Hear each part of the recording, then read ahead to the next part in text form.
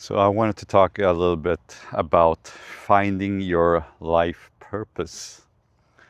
So when people hear find your life purpose, they usually think that you have to search for something because the word find is often associated with searching for something. You have to find it. So you start to force yourself. You start to think and you try to find it in your mind. You're like, okay, what is my life purpose? What am I supposed to do? Why am I here? What is my higher power? What is my purpose? And when you force it, that is not the way you find your life purpose. For me, it was the life purpose that found me when I was able to be receptive for it. So basically, think of your mind like a room, and there is a signal there, the life purpose. The signal will always be the same noise, same vibration, but you can't hear it because of all the noise around you. You fill your mind with all these, with the porn, with the addiction, with the worries, with the fear, with politics, with news, with drama, anything you can think of to keep yourself occupied and not bored. But the problem is when you do that, you can't hear that noise, that little static noise that always is there, trying to reach you, but you're not receptive. So once I stopped the first time when I stopped when I was 30 years old, before COVID hit and everything that I talked about in my introduction, the life purpose found me through quieting the room so I could hear that the vibration, the noise. So the life purpose was able to find me because I was receptive to it. I had shut down all of these different addictions that I had. I started reading books. I started meditating. Meditating helped me a lot in being able to sit down and just be with myself. And it's sort of like you scrub your inner mind. I think it was around day 60 maybe of being sober. I'm not going to say that, okay, on day 60 the life purpose will find you. That's not how it works. But you have to have enough days sober for it to be able to find you. And the importance of having a life purpose is not only that it will help you stay sober because you're being sober for something much bigger than yourself, but it's also very healing in a way. So when you have the life purpose, it's something that sort of drives you every day. It's something that like I said, it helps you stay sober, and it helps you also, it creates this sort of inner fire, inner flame within you, a passion.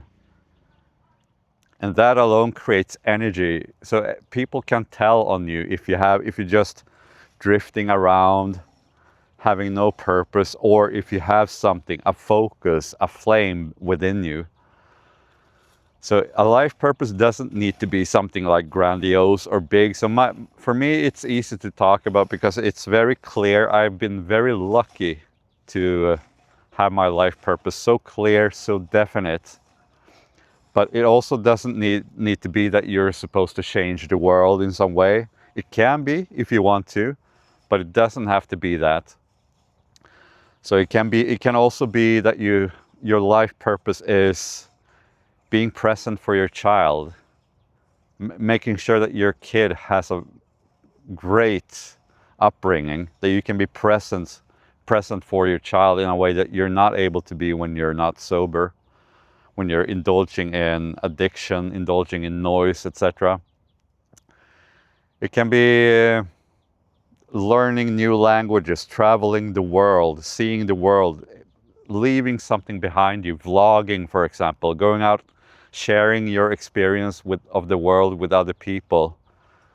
So yeah, life purpose can be a lot of things.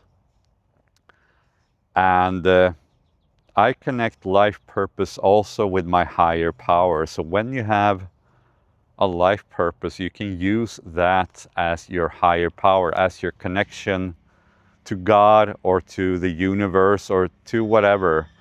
So that sort of becomes your anchor in your connection with your higher power. So yeah, you don't want to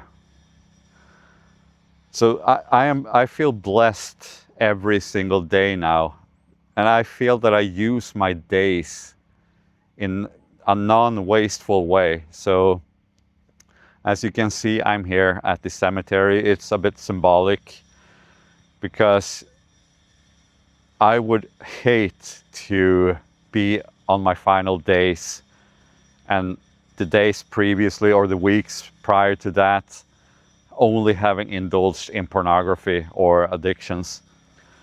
That would feel so wasteful and so shameful and so meaningless that I could not think of anything worse, any worse fate than that. That would be the absolute worst feeling ever. And I am blessed to have come to that realization and to live by that as well.